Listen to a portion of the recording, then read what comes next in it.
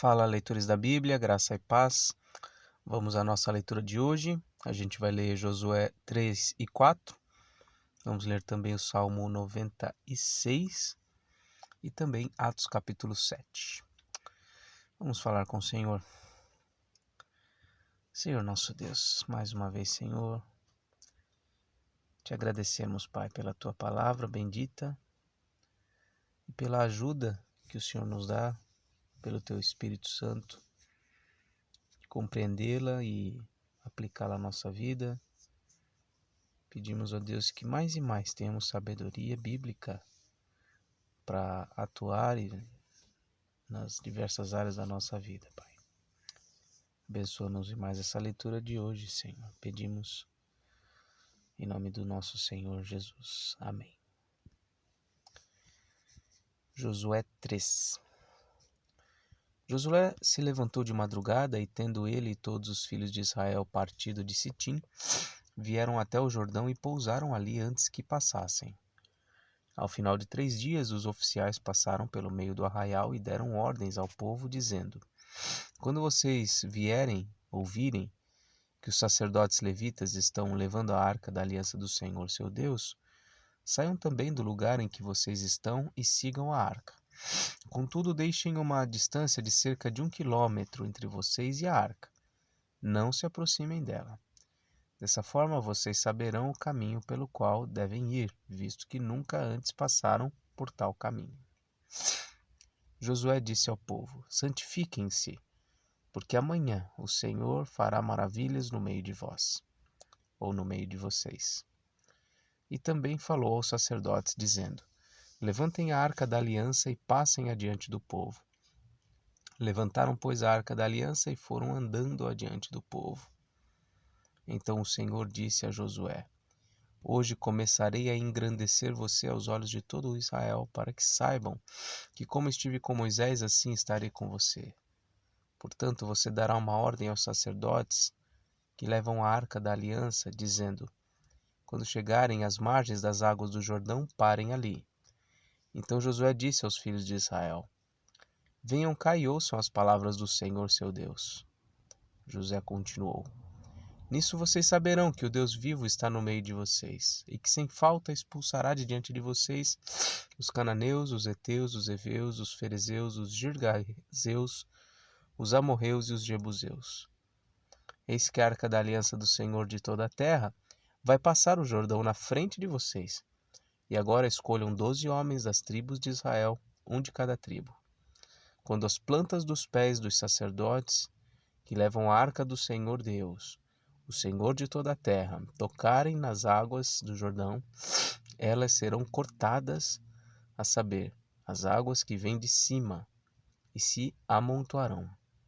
Quando o povo saiu das suas tendas para passar o Jordão, os sacerdotes que levavam a arca da aliança iam adiante do povo. E quando os que levavam a arca chegaram ao Jordão, e os seus pés se molharam na beira das águas, porque o Jordão transbordava sobre todas as ribanceiras durante todo o tempo da colheita, as águas que vinham de cima pararam de correr. Levantaram-se num montão, numa grande distância até a cidade de Adã, que fica ao lado de Sartã. E as águas que desciam ao mar de Arabá, que é o mar salgado, foram completamente cortadas. Então o povo passou diante de Jericó. Porém os sacerdotes que levavam a arca da aliança do Senhor pararam firmes no meio do Jordão, e todo Israel passou a pé enxuto, atravessando o Jordão. Bom, alguns destaques aqui para a gente refletir. Primeiro, a ordem que Josué dá ao povo aqui no versículo 5: Santifiquem-se, porque amanhã o Senhor fará maravilhas no meio de vocês.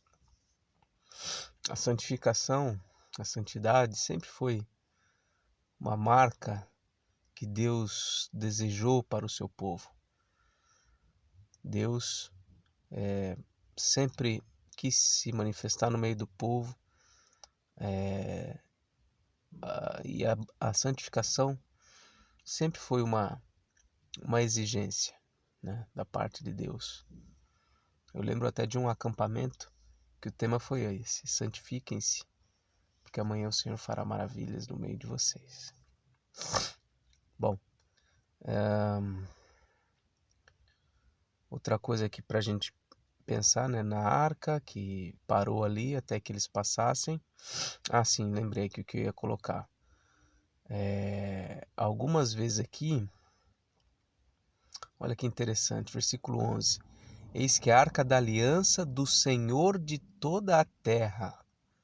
E novamente no versículo 13, quando as plantas dos pés dos sacerdotes que levam a arca do Senhor Deus, o Senhor de toda a terra. Está percebendo essa repetição aqui? O que vai começar a acontecer significa que o Senhor, o Deus de toda a terra, é quem está realizando. O Senhor é o Deus do seu povo, mas também o Deus de toda a terra. Isso nós não podemos perder de vista. Embora Deus tenha uma aliança especial com o seu povo, Ele é o Deus de toda a terra. Ele governa tudo, Ele é dono de tudo, Ele tem controle de tudo. Todos estão subordinados ao seu senhorio. Isso aqui que eu queria destacar. Agora vamos ao capítulo 4. Quando todo o povo tinha passado o Jordão, o Senhor falou com Josué, dizendo: Escolham 12 homens do meio do povo, um de cada tribo, e ordenem que tirem 12 pedras do meio do Jordão, do lugar onde os pés dos sacerdotes ficaram parados. E que levem essas pedras e as depositem no lugar em que vocês irão passar a noite. Isso aqui já tinha sido dito, se não me engano, em Deuteronômio. Já havia essa ordem da parte de Moisés, né, que eles edificassem ali um altar. Então Josué chamou os 12 homens que havia escolhido dos filhos de Israel, um de cada tribo, e disse-lhes: Passem adiante da arca do Senhor, seu Deus, até o meio do Jordão. Cada um levante sobre o ombro uma pedra, segundo o número das tribos dos filhos de Israel, para que isto seja por sinal entre vocês. E no futuro, quando seus filhos perguntarem o que significam essas pedras para vocês, respondam que as águas do Jordão foram cortadas diante da arca da aliança do Senhor. Quando a arca passou, as águas do Jordão foram cortadas. Essas pedras serão para sempre por memorial aos filhos de Israel. Os filhos de Israel fizeram como Josué havia ordenado e levantaram 12 pedras do meio do Jordão, como o Senhor tinha dito a Moisés, segundo o número das tribos dos filhos de Israel, e levaram-nas consigo ao lugar onde passariam a noite e a depositaram ali. Josué também levantou 12 pedras no meio do Jordão, no lugar onde ficaram parados os pés dos sacerdotes que levavam a Arca da Aliança. Essas pedras estão ali até o dia de hoje, porque os sacerdotes que levavam a arca haviam parado no meio do Jordão em pé, até que se cumpriu tudo o que o Senhor, por meio de Moisés, havia ordenado a Josué que falasse ao povo. E o povo se apressou e passou. Essa é a segunda vez que o Senhor corta as águas, né? Primeiro foi lá no Mar Vermelho, quando o povo todo passou a pé enxuto, fugindo, né, do exército do Egito. E agora o Jordão, né? As águas que vinham do norte, elas param e formam um montão ali, como se fosse uma muralha de águas. Quando todo o povo tinha passado, a arca do Senhor e os sacerdotes também passaram, à vista de todo o povo. Passaram os filhos de Ruben, os filhos de Gade, a meia tribo de Manassés, armados, na frente dos filhos de Israel, como Moisés lhes tinha dito. Uns 40.000 homens de guerra armados passaram diante do Senhor para a batalha, nas campinas de Jericó. Naquele dia o Senhor engrandeceu Josué na presença de todo Israel, e respeitaram-no todos os dias da sua vida, como haviam respeitado a Moisés. O Senhor disse a Josué: Ordene aos sacerdotes que estão levando a arca do testemunho que saiam do Jordão. Então Josué ordenou aos sacerdotes, dizendo: Saiam do Jordão. Quando os sacerdotes que levavam a arca da aliança do Senhor saíram do meio do Jordão, e as plantas dos seus pés se puseram na terra seca, as águas do Jordão voltaram ao seu lugar e corriam como antes, sobre todas as suas ribanceiras. O povo subiu do Jordão no dia 10 do primeiro mês, e acamparam em Gilgal, do lado leste de Jericó. E foi em Gilgal que Josué levantou as 12 pedras que haviam tirado do Jordão. E Josué disse aos filhos de Israel: quando no futuro os filhos perguntarem a seus pais o que significam essas pedras, expliquem aos filhos de vocês, dizendo: Israel passou em seco este Jordão, porque o Senhor, o seu Deus, fez secar as águas do Jordão diante de vocês, até que vocês tivessem passado, como o Senhor, o seu Deus, fez com o mar Vermelho, que ele secou diante de vós até que tivéssemos passado, para que todos os povos da terra saibam que a mão do Senhor é forte, a fim de que vocês temam o Senhor, seu Deus, todos os dias. Então terminamos aqui a leitura de Josué 4. Agora vamos ao Salmo 96.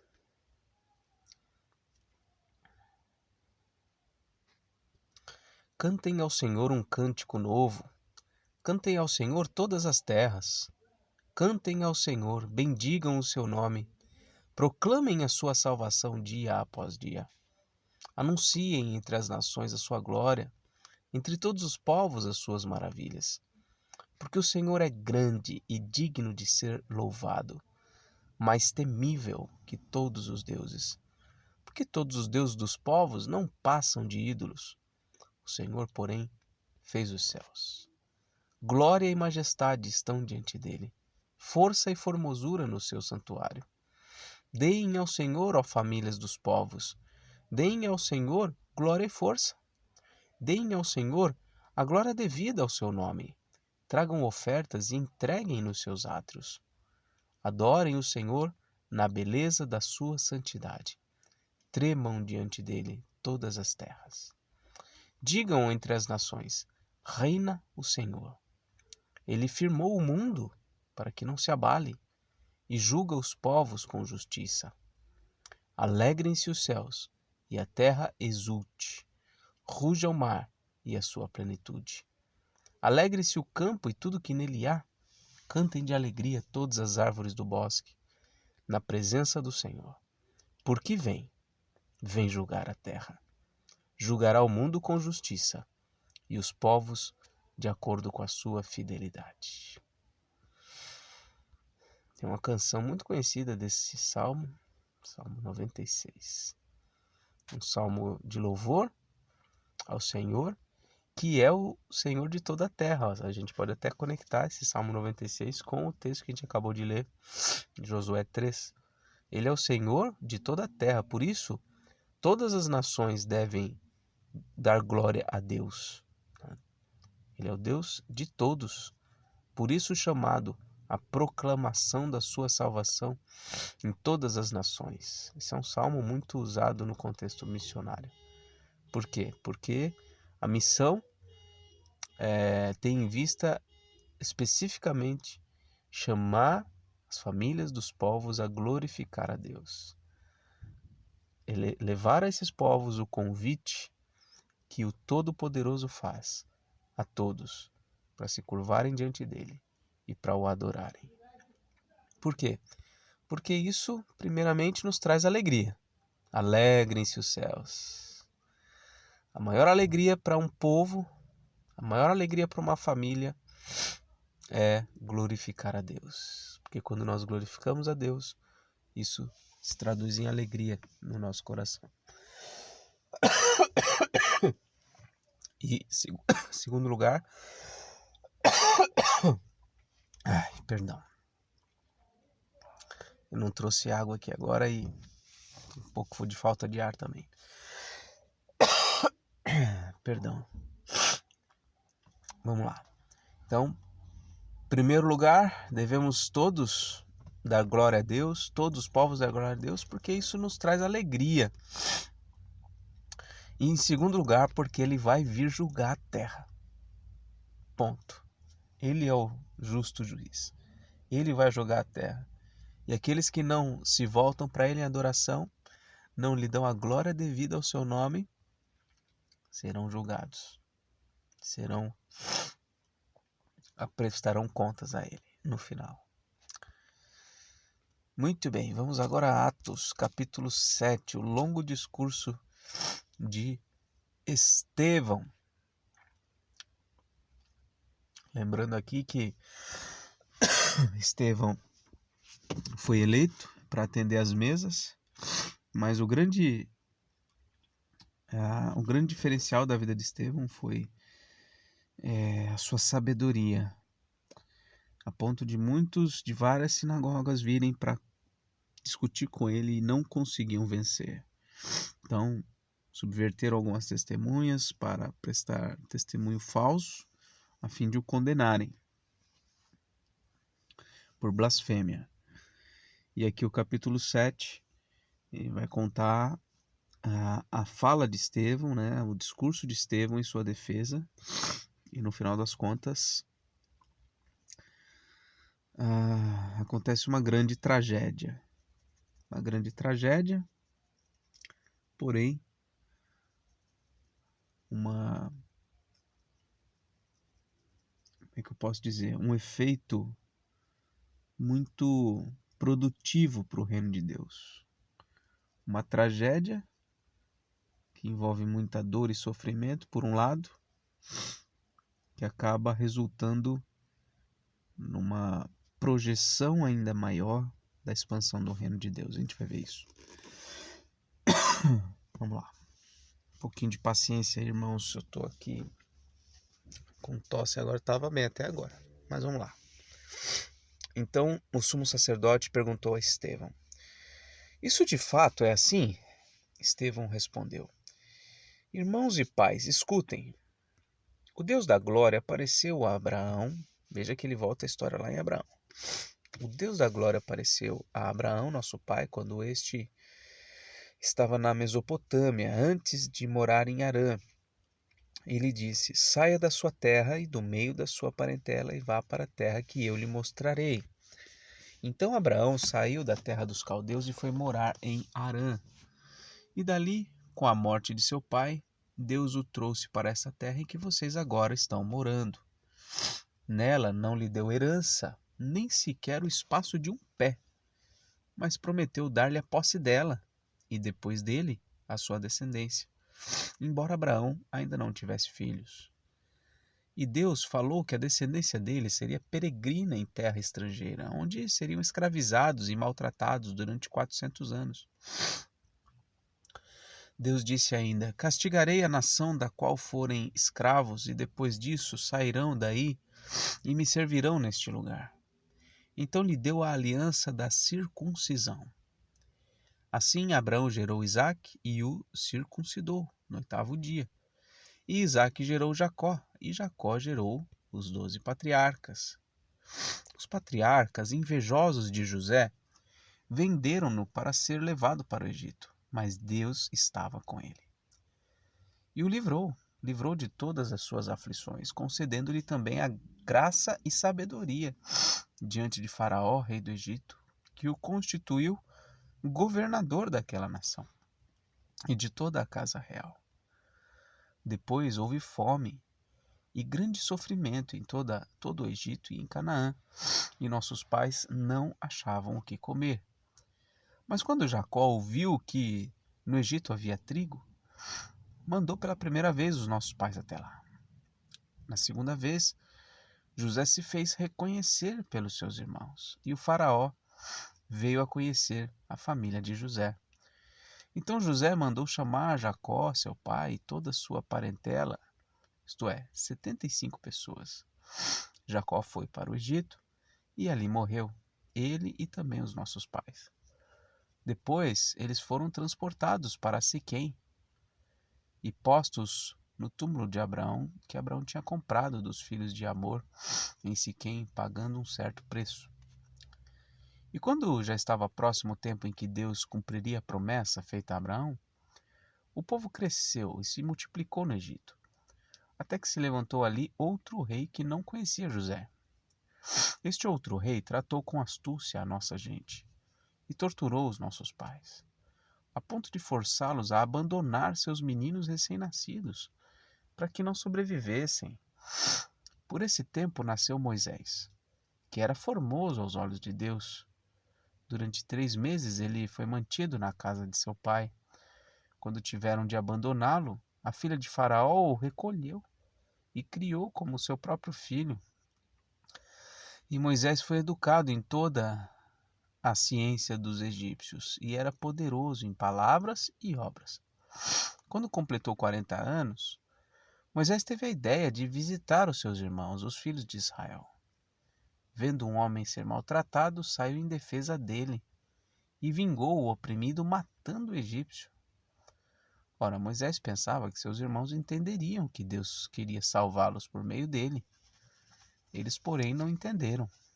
No dia seguinte, Moisés aproximou-se de uns que brigavam e procurou reconduzi-los à paz, dizendo: Homens, vocês são irmãos, por que estão maltratando um ao outro?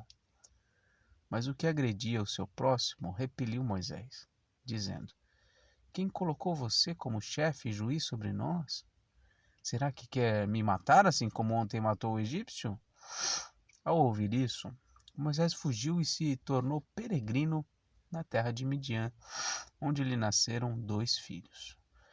Veja que Estevão começa a história em Abraão e vem vindo passo a passo. Esse capítulo 7 até é interessante para a gente relembrar, de forma resumida, os principais eventos narrados desde Gênesis 12 até o final da história. Passados 40 anos, apareceu-lhe no deserto do Monte Sinai um anjo, porque entre as chamas de uma sarça que estava de uma sarça que estava queimando. Moisés ficou maravilhado diante daquela visão e, aproximando-se para contemplá-la, ouviu-se a voz do Senhor que disse: Eu sou o Deus de seus pais, o Deus de Abraão, de Isaque e de Jacó. Moisés, tremendo de medo, não ousava contemplar a sarça. Então o Senhor disse: Tire as sandálias dos pés, porque o lugar em que você está é terra santa. Certamente vi o sofrimento do meu povo no Egito. Ouvi o seu gemido e desci para libertá-lo. Venha agora, vou mandar você para o Egito.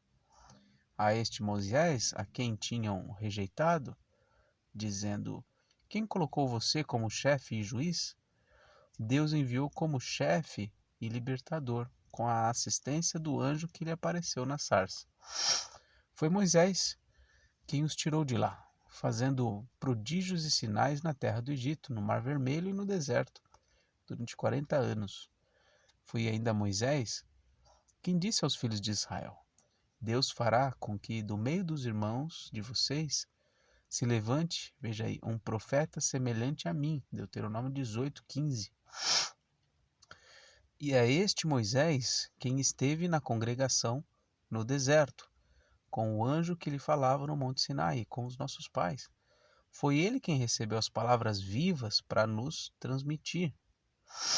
E, olha só, Estevão está falando tudo isso com um propósito. Tá?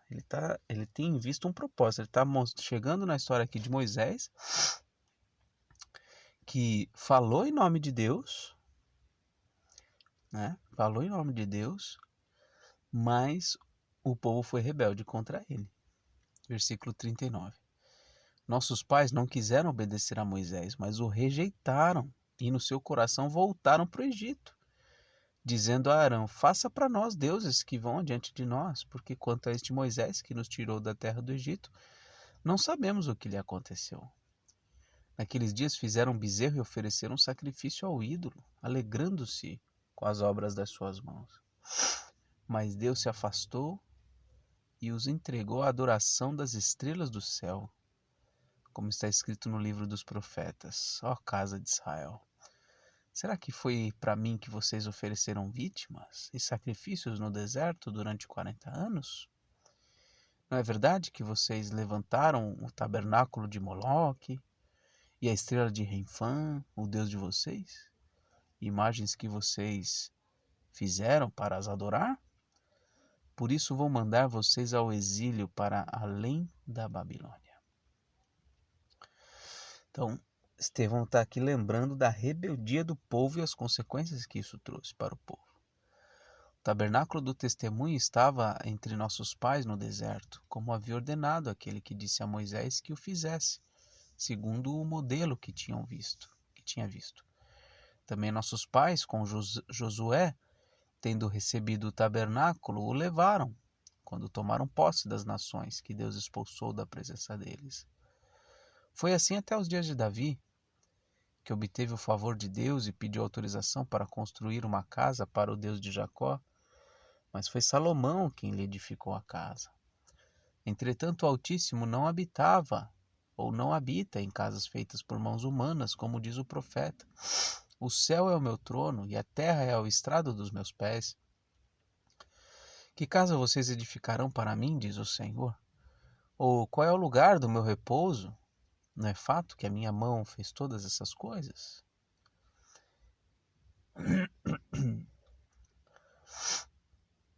E aí ele chega e conclui, já vai para a conclusão do sermão.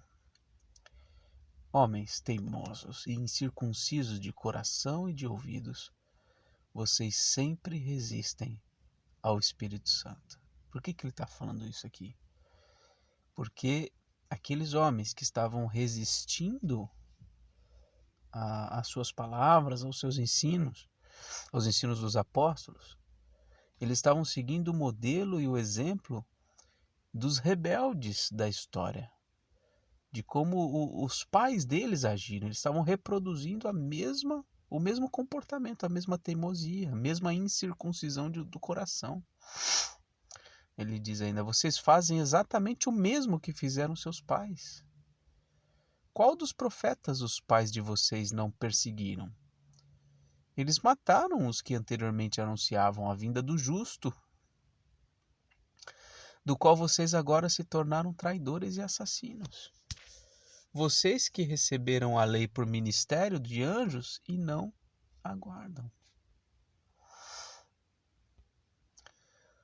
E aí, por serem acusados, por serem confrontados, fizeram o que geralmente os seres humanos fazem.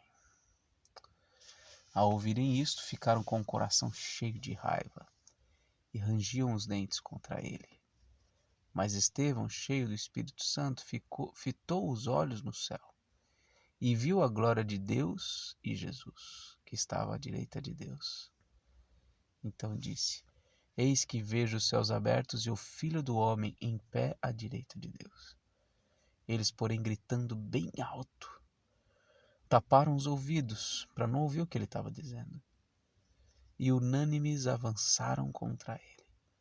E expulsando-o da cidade, o apedrejaram. As testemunhas deixaram as capas deles aos pés de um jovem chamado Saulo. E enquanto o apedrejavam, Estevão orava, dizendo, Senhor Jesus, recebe o meu espírito. Então, ajoelhando-se, gritou bem alto, Senhor, não os condenes por causa deste pecado. E depois que ele disse isso, morreu. E aqui então termina o capítulo 7. Um capítulo triste, de um homem poderoso em palavras, um homem com o qual ninguém conseguia discutir nem vencer na retórica, um homem de Deus que foi martirizado, Estevão. Estevão é um modelo, é um exemplo para nós, um exemplo de sabedoria, de graça no falar, um exemplo de coragem, de ousadia,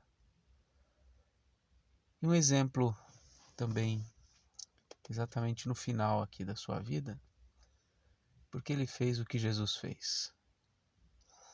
Ao ser injustiçado, ao ter a sua vida ceifada, ele intercede pelos seus inimigos. Senhor, não os condenes por causa deste pecado. Senhor, nos dá o coração de Cristo, coração de Estevão, nos dá a mesma coragem e disposição deles. E que até o fim amemos os nossos inimigos. Amém.